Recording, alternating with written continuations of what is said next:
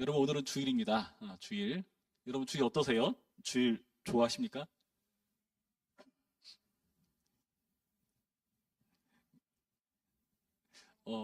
네. 예. 원래 주일은 어떤 날인지 아시죠? 어떤 날이죠? 하나님 만나는 날이요? 예. 평일에는 안 만나시나요? 예. 우리가 좀 기억할 게 주일은 예수님께서 부활하신 날이에요. 예. 부활하신 날을 우리가 기념해서 하나님을 예배하고 모이는 게 오늘날 주일로 지키는 겁니다. 그 요한계시록 보시면은 그 사도 요한이 반모섬에서 어, 예수님을 보잖아요. 예수님을 만나는데 그때 그 예수님 만날 때 내가 주의 날에 그 예수님의 모습을 보는 겁니다. 그 주의 날은 예수님 부활하신 날이고 그런 식으로 그 안식 후 첫날 그 주일이라고 하는 그때에 예수님을 만나고 나타나신 때가 많았어요. 보시면 예수님께서 그 주일에 맞춰서 제자들에게 나타나시고 그렇죠? 그리고 요한계시록에도 마찬가지로 그렇게 나타나시고 그런 식으로 그 주일을 함께 모여서 예배를 드리는 전통이 그 사도 시대 그리고 속사도 시대 사도 다음은 속사도 시대라 그래요. 그런 식으로 해서 초대교회부터 지금까지 이어져 온 겁니다.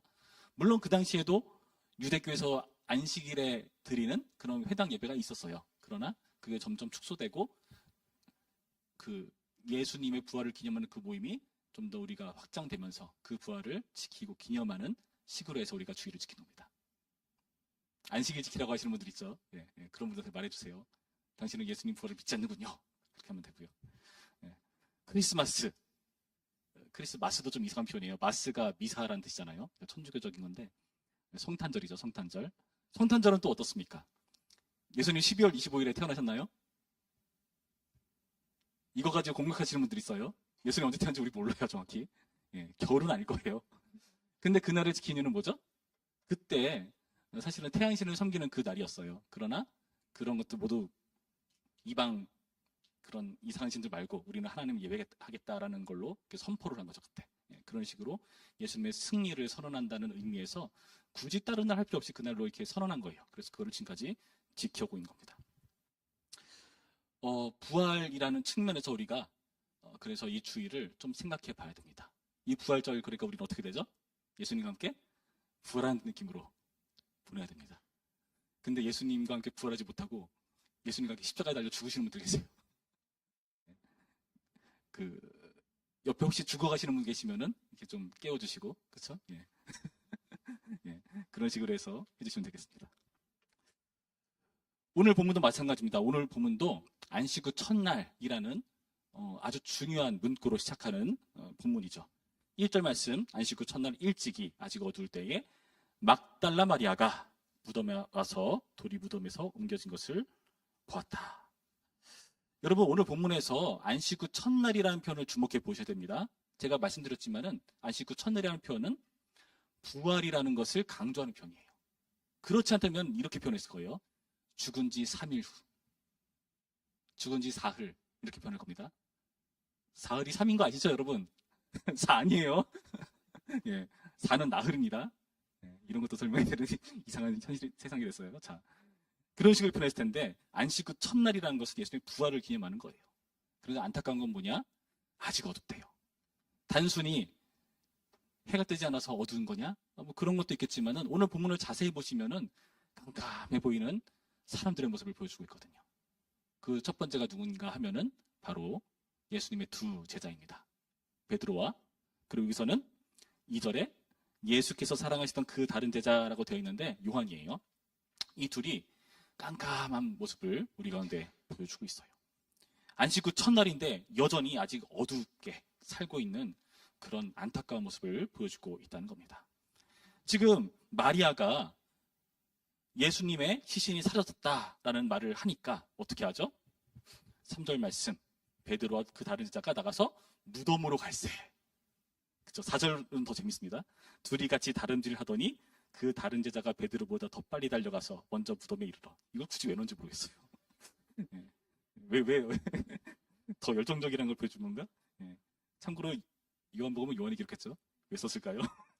예. 뭐, 예. 뭐 어떤 신학자는 더 젊어서 그렇을 거다라고 말을 해요. 예. 자, 구부러 세마포 놓인 것을 보았으나 들어가지는 아니하더니. 자, 세마포 놓인 것을 봤어요. 시몬 베드로는 따라와서 무덤에 들어가 보니 세마포가 놓였고, 자, 세마포 놓인 것을 봤습니다. 여러분, 세마포가 놓여있다는 것은 굉장히 그 당시 이상한 일이에요. 세마포는 비쌌습니다. 만약에 시신을 누가 훔쳐간 거라면은 그 세마포 굳이 두고 갈 이유가 없어요. 그리고 그 긴박한 상황 속에 그거를 다 벗겨놓고 가져간다? 그거는 말이 안 되는 겁니다. 그런 이상한 모습을 보는 겁니다. 7절, 또 머리를 쌌던 수건은 세마포와 함께 놓이지 않고 딴 곳에 쌌던 대로 놓여 있더라. 그렇게 머리 쌌던 수건도 다른 데 놓여 있는 모습을 보여주고 있습니다. 자, 지금 이 둘은 어떻게 하고 있죠? 실제 무덤이라는 현장에 들어갑니다. 찾아갑니다. 그러니까 말만 듣고 그냥 있는 게 아니라 찾아가서 직접 확인을 해요. 확인하고 어떻게 하죠? 세마포와 수건을 보는 겁니다. 그래서 어떻게 되죠? 8절. 그때야 무덤에 먼저 갔던 그 다른 제자도 들어가 보고 믿더라. 그러니까 이들의 신앙은 어떤 신앙이죠? 가서 현장을 가서 확인하고 믿는 신앙입니다. 우리랑 비슷하지 않나요? 확인해봐야 좀 믿어지는 거. 근데 확인해봐서 믿으면 그게 믿음일까요? 확인해봐서 사실이라는 것을 확인한 믿음이란 말이 좀 이상한 그런 구절이죠. 여러분, 확인하고 믿는 게 사실 안타까운 모습입니다. 왜냐하면 그 확인하고 믿는 게 온전한 믿음은 아니거든요. 제가 말씀드렸듯이 확인한다는 것은 믿음이라는 말을 쓰기 성립하기 어려운 거죠. 그렇죠? 그렇죠? 확인했는데 나 확인한 걸 믿어. 이상하죠? 확인한 건 그냥 사실이잖아요. 그렇죠? 확인 안 했을 때 믿어져야 되죠. 그렇죠? 그게 믿음입니다. 이게 온전하지 못한 게 어떤 모습을 보여주고 있습니까? 그렇게 믿었다 하고 나서 뭐 대단한 변화가 일어나야 되잖아요. 예수님께서 살아나셨다. 우리한테 그 전에 그렇게 당부하셨는데 그 말씀대로 살아나셨다 하고 나가서 전해야 되는데 10절 말씀. 이에 두 제자가 자기들의 집으로 돌아가니라. 그렇죠? 그냥 집에 가요. 확인하고 끝. 아무 일도 하지 않습니다. 지금 돌아간 거를 지금 우리가 어떻게 이해됐는가? 온전한 믿음이 아니라는 것으로 이해해야 돼요. 왜냐하면은 그 앞구절 9절에 뭐라 돼 있죠? 그들은 성경에 그가 죽은 자 가운데서 다시 살아나야 하리라 하신 말씀을 아직 알지 못하더라 하거든요. 지금 성경의 평가는 그런 거예요. 그러니까 믿었다? 말은 그렇게 나와 있지만 실제 그 믿는 자로서의 반응이 기대되는 반응이 있는데 나가서 전해야 되는데 가뜩이나 제자인데 전혀 그런 일을 하지 못하는 모습. 증인으로서의 기대, 역할, 그 모든 게 좌절되는 모습을 보여주고 있다는 겁니다. 이 두 제자는 확인에 근거한 신앙입니다. 그러나 확인에 근거한 신앙은 신앙일 수도 없고 온전하지도 못해요.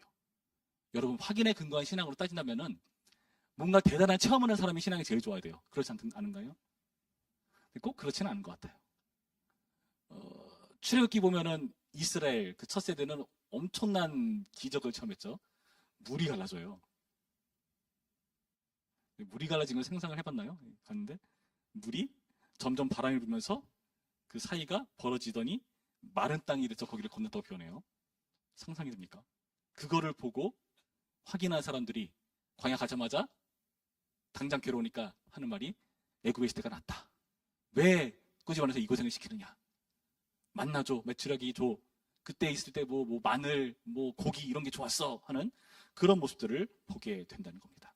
여러분, 우리는 확인에 근거한 신앙의 한계를 여기서 보는 거예요. 나는 그러지 않나 한번 들어보시기 바랍니다. 나도 확인에 근거한 신앙인가? 내가 주일 날 나와서 확인하지 않으면 믿으려 하지 않는 그런 것들이 있는가?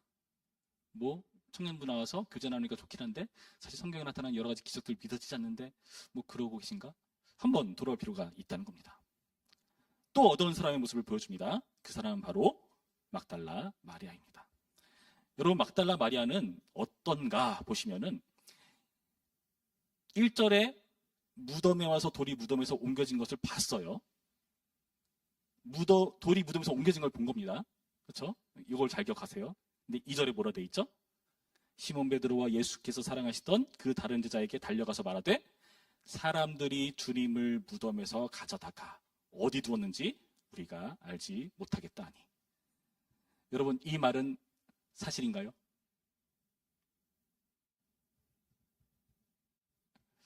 제가 최근에 읽은 책 중에 우아한 관찰주의자라는 책이 있습니다. 재밌어요. 한번 보세요. 보면은 생각보다 우리가 제대로 못 보는 것을 아주 적나라하게 밝혀준 책인데 사진이나 그림을 보여줍니다. 이 그림에 대해서 한번 잘 보고 얘기해봐라. 다 틀려요. 우리가 제대로 보지 않아요. 그리고 우리는 몇 개의 정보를 내가 생각했던 것과 껴 맞춰서 그대로 해석해버리죠. 그렇죠? 사실을 말하지 못하는 그런 모습입니다. 이게 계속해서 드러나고 있습니다. 12절 말씀에 뭐라 되어 있죠? 흰옷 입은 두 천사가 예수의 시체 누웠던 곳에 하나는 머리편에 하나는 발편에 앉았더라. 천사들이 이르되 여자여 어찌하여느냐 이르되 사람들이 내 주님을 옮겨다가 어디 두었는지 내가 알지 못함이니이다. 똑같은 말하고 있죠. 천사가 나타났는데 못 알아봐요. 그렇죠? 또 14절 이 말을 하고 뒤로 돌이켜 예수께서 서 계신 것을 보았으나 봤어요. 예수인 줄을 알지 못하더라. 예수께서 이르시되 여자여 어찌하여 울며 누구를 찾느냐 하시니 마리아는 그가 동산지기인 줄 알고 이르되 주여 당신이 옮겼거든 어디 두었는지 내게 이르소서 그리하면 내가 가져가리이다. 자, 지금 마리아는 변함이 없어요. 한결같아요. 분명히 누가 가져갔다. 지금 이렇게 여기고 있는 겁니다. 여러분 확증 편향이라고 하나요? 이런 태도 때문에 우리가 관계에 있어서 특히 교회 안에 있어서 곤란해지는 상황들이 종종 일어날 때가 있습니다. 여러분 내 주변에 있는 사람들 함부로 판단하지 마시기 바랍니다. 저도 신방하다 보면은 깜짝깜짝 놀라요. 내 예상보다 꽤 신앙이 있는데 하는 친구들이 있어요. 누구라 밝히지 않겠습니다. 하다 보면 나름 신앙이 있었네. 그렇게 안 봤는데 그런 사람들이 있어요. 저도 저의 주관적인 판단으로 오해한 거죠. 여러분 지금 이 마리아는요 이미 자기가 해석해서 그걸 답으로 가지고 있어요. 그래서 어떤 일이 발생합니까? 보고도 못 알아봅니다. 자신의 경험 때문에 자신의 어떠한 지식 때문에 그런 모든 것들이 종합되어서 신앙을 가로막는 모습을 보여주고 있죠. 사실 마리아는 나름 헌신자 아닙니까? 이렇게 안식 후 전날 일찍부터 무덤에 가고, 그렇죠? 예수님이 사라졌다면서 울고 얼마나 헌신적이고 순수한 신앙입니까? 그러나 정말 그것을 신앙이라고 말할 수 있는가? 뭔가 열심히는 하는데 헌신하는 것 같은데 신앙이라고 말할 수 있는가? 우리 모습도 한번 생각해 볼 필요가 있어요. 그래서 저는 여러분들이 꼭 신앙생활할 때 목장 모임을 하시기를 권해드려요. 왜 그런가 하면은 요즘 안 나가 교인 많잖아요. 그렇죠? 가난한 교인들. 혼자 스스로 신앙생활 하겠다 하시는 분들. 굉장히 위험한 게 뭐냐면 나의 신앙을 내가 객관적으로 판단하고 그걸 지켜나가는 게 쉽지 않습니다. 정말 그렇습니다. 내 옆에서 잔소리해 주는 사람이 있어야 돼요. 그게 되게 귀한 겁니다. 그리고 나도 또 딴 사람에게 그 잔소리 해줘야 되고요. 그게 목장이에요. 목장 가서 서로 격려해주고 서로의 신앙을 돌아보면서 이런 것들을 함께 해나가야 진행이 되는 거예요. 그 친구가 뭐죠? 여러분 성경 읽기 어떻게 할 수 있을까요? 여러분 혼자 스스로? 할 수도 있을 겁니다. 정말 쉽지 않을 겁니다. 훈련되지 않았다면. 어떻게 하면 성경 읽기 할 수 있을까요? 제가 여러분을 초청하는 거예요. 단톡에. 다 초청해요. 조를 묶어주는 거죠. 자, 여기 다 성경 일톡하신 분들은 일톡했어요라고 톡을 올리세요 하면 이제 눈치를 보는 거지. 나만 안 올렸네? 그러면서 하는 게 사실 우리 신앙 아닙니까? 여러분 같이 한다는 게 그렇게 중요하다는 것을 좀 이해할 필요가 있습니다. 그리고 같이 하면 재밌어요. 근데 우리는 그렇게 같이 하는 소중함을 제대로 이해하지 못하고 그냥 나의 스스로의 경험에 갇혀서 한계에 갇혀서 새로운 걸 보지 못하고 신앙을 발휘하지 못하고 계속해서 후퇴하는 모습을 보이고는 있지 않나 생각해 봅니다. 여러분 꼰대라는 말 많이 하잖아요. 꼰대는 어떤 사람들이 꼰대라 하죠? 자기 말만 하고 남의 말 안 듣는 사람이 꼰대입니다. 그렇지 않습니까? 그렇게 될 위험이 있다는 거죠. 근데 여러분 꼰대는 사실 어떤 연령대에 가장 많을까요? 제가 정답을 알려드릴까요? 여러분 바로 위쪽에 있는 사람들이 제일 꼰대.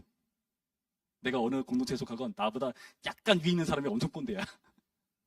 네. 되게 공감하네요. 그 필명이 악어라는 분인데 기억. 그분이 쓴 꼰대의 발견이라는 책이 있어요. 예, 표지는 되게 B급 정선하게 생겼는데 읽으면 무슨 논문처럼 써 어려워. 근데 거기 보면은 강조하는 게 젊은 꼰대가 많다. 여러분 어른들한테만 꼰대를 가지 마세요. 신앙에도 마찬가지입니다. 꼰대가 되지 마시고 정말 말씀이 뭐라고 하는지를 들여다보시고 여러분 수련회 때 그 묵상 시간 되게 좋았다고 했잖아요. 그렇죠? 왜 좋았죠? 같이 나누니까 좋은 거예요. 내가 보지 못한 거 저 사람이 보네. 나는 이렇게 봤는데 내가 본 게 틀릴 수 있겠다 하는 것을 좀 보게 되고 그렇죠? 그러면서 우리가 점검해 갈 수 있는 겁니다. 그것을 우리가 청년 때 해나가야 된다는 거예요. 그런데 지금 이 마리아의 모습이 우리의 모습이 아닌가. 여러분 두 천사와 예수님이 뭐라고 하시죠? 13절 말씀 뭐라 돼 있죠? 13절 말씀. 천사들이 이르되 여자여 어찌하여 우느냐. 15절 말씀 예수께서 이르시되 여자여 어찌하여 울며 누구를 찾느냐. 위로의 말씀 같으십니까? 책망으로 보여 책망. 야 너 왜 울고 하셨냐. 똑바로 눈 뜨고 제대로 봐. 너는 도대체 누구를 찾는 거냐. 나를 찾는다고? 네가 찾는 건 죽은 예수냐 부활하신 예수냐. 여러분 이 책망처럼 들리지 않으십니까? 우리는 아무리 헌신한다 하더라도 이렇게 경험에 매여 있는 신앙이라면 그것은 신앙일 수 없고 오히려 하나님의 역사를 좌절하게 만드는 그런 불신앙일지도 모릅니다. 여러분들한테 감사한 건 뭐냐면은 그럼에도 불구하고 하나님께서 우리를 놓지 않는다는 게 참 복이에요. 아까 여호와께 돌아가자 찬양하는데 나 이 찬양이 이렇게 좋은 찬양인지 몰랐네요. 네. 제가 옛날에 얼핏 음원으로 들은 것 같은데 음원보다 우리가 부르는 게 더 좋은 것 같아요. 네. 실력을 말하는 게 아니라 네. 그 실력도 출중하시지만은 그냥 들었을 때 우리가 부르는 게 더 좋았어요. 더 진실되다고 해야 되나? 거기 보면은 여호와께로 돌아가자. 여호와는 무슨 가사였죠? 그 자리에 있는 것처럼 이렇게 그렇죠? 예. 돌이키지 않으시고 우리를 바라보시는 그 예수님. 예수님 때문에 우리가 희망을 얻을 수 있는 겁니다. 여러분 예수님께서 어떻게 하시죠? 16절 말씀 뭐라 되어 있죠? 16절 말씀 우리 한 목소리로 있습니다. 16절 시작. 예수께서 마리아야 하시거늘 마리아가 돌이켜 히브리 말로 라보니 하니 이는 선생님이라는 말이라. 지금 예수님께서 마리아를 부르십니다. 부르시는데 이제 이 마리아가 돌이켜서 이제 선생님이라고 말하는 거죠. 그러니까 어떻게 된 거죠? 알아본 거예요. 예수님은 드디어 알아본 겁니다. 예수님이 안 불렀으면은 계속 울고 있었을걸요. 그렇죠? 나도 못 알아봐? 섭섭하냐고 그냥 떠나가시면은 그냥 그 상태로 끝인데 예수님은 다시금 마리아를 불러주신다는 겁니다. 마치 목자가 양을 부르고 양은 목자의 음성을 알듯이 그 역사를 부르시는 거죠. 그러니까 불렀다는 점에서 소명이라고 할 수 있습니다. 자, 그리고 17절에서 18절 말씀 우리 한 목소리로 있습니다. 17, 18 시작. 예수께서 이르시되 나를 붙들지 말라. 내가 아직 아버지께로 올라가지 아니하였노라. 너는 내 형제들에게 가서 이르되 내가 내 아버지 곧 너희 아버지 내 하나님 곧 너희 하나님께로 올라간다 하라 하시니 막달라 마리아가 가서 제 아들에게 내가 주를 보았다 하고 또 주께서 자기에게 이렇게 말씀하셨다 이르니라. 자, 아까는 소명이라면 이번엔 사명을 주시는 겁니다. 사명은 다시 보내시는 거죠. 가서 이르라 말씀하고 계신 거예요.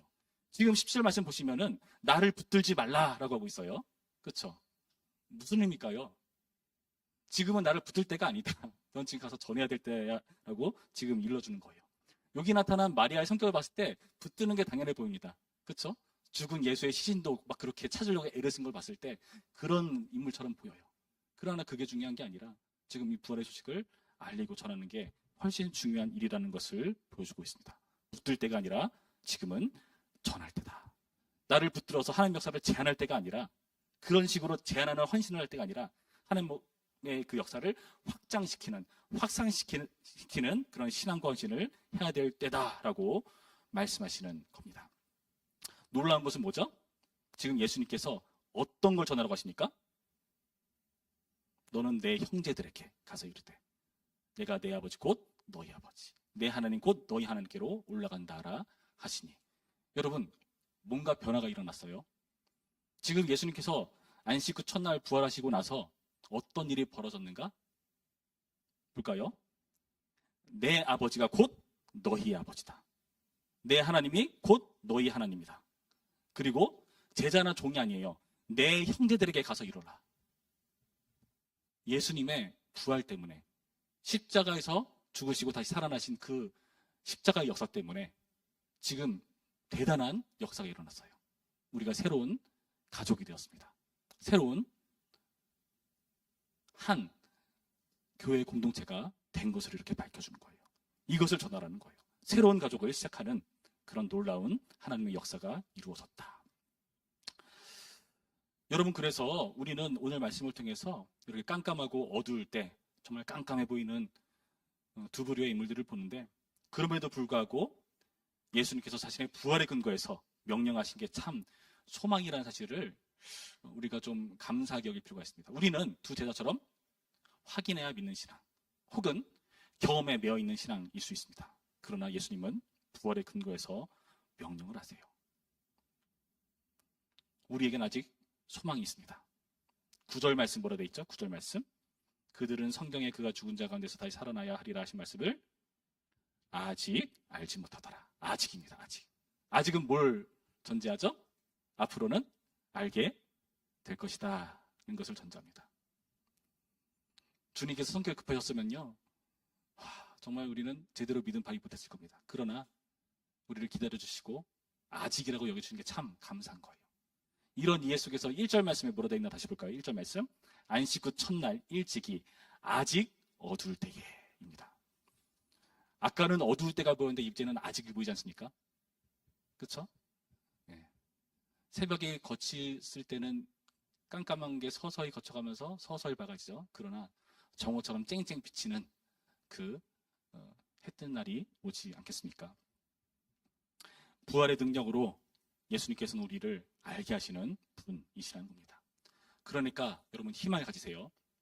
아직 난 어두운데요. 확인이 필요하고 경험에 매여 있고 우리는 하나님의 그 온전한 것 제대로 이해하지 못하는데요. 그런데도 불구하고 하나님께서 너네 이제 내 형제 자매야. 너네 나와 새로운 가족이 되었어. 한 하나님을 가진 새로운 가족 구성이 되었어 라고 인정해 주시는 게 얼마나 감사한지 모릅니다. 실력 면에서는 도저히 하나님의 가족이 될 만한 존재가 못 돼요. 예수님과 연합하는 것 이해할 수가 없어요. 그러나 우리의 실력 보는 것이 아니라 예수님의 부활 때문에 우리에게 소망을 주시는 겁니다. 내가 살아났듯이 너희도 살아나게 될 것이다. 너네는 아직은 어둡지만 그러나 이 안식 후 첫날의 부활과 같이 너네도 빛나는 때가 온다. 그래서 여러분 오늘 말씀을 통해서 우리 스스로의 모습을 봤을 때 여러분의 너무 연약한 부분들을 물론 그걸 가지고 인식하면서 하나님께 회개하고 돌이키려는 태도가 있는 것도 되게 중요합니다. 그러나 너무 거기 매여서 나를 아예 넘어지게 만들고 낙심하게 만드는 정도의 자책이라면 그거 하나 원하신 거 아닙니다. 반대도 안 돼요. 반대. 어느 경우냐, 이 정도면 예수님 구원하셨는데 뭐 이것도 너무 지났죠. 예. 적정한 선을 잘 찾으세요. 그래서 아직 어두울 때라 여기시는 여러분의 신앙을 제발 아직으로 만들어버리시길. 아직이어야 됩니다. 아직. 예. 항상 언제나가 돼서는 안 됩니다. 아직입니다. 여러분 부활로 승리하고 부활로 일어서는 오늘의 말씀이 되기를 주님의 이름으로 축원합니다. 기도하겠습니다. 참 좋으신 하나님 감사드립니다. 오늘의 말씀을 통해서 우리의 신앙을 돌아봅니다. 주님, 확인에 근거한 신앙, 경험에 근거한 헌신, 과연 그것을 신앙이라 말할 수 있는지 우리는 오늘 말씀을 통해서 다시 한번 생각해 봅니다. 너무나 많은 사람들이 확인하려 하고 자신의 경험을 의지하려고 합니다. 그래서 진정한 하나님의 역사를 보지 못하고 오히려 제한하는 그런 우를 범하곤 합니다. 주여, 그럼에도 불구하고 우리를 사랑하셔서 우리를 불러주시고 다시금 우리에게 소명과 사명을 부여주시니 감사드립니다. 그리고 소망 삼아주시니 감사드립니다. 우리의 이 어두운 모습이 아직일 수 있도록 인도하여 주시옵시고 안식 그 첫날 예수님의 부활 그 놀라운 영광을 우리의 것 삼는 오늘의 말씀이 될 수 있도록 인도하여 주시옵소서. 감사드리며 예수님의 이름으로 기도했습니다. 아멘.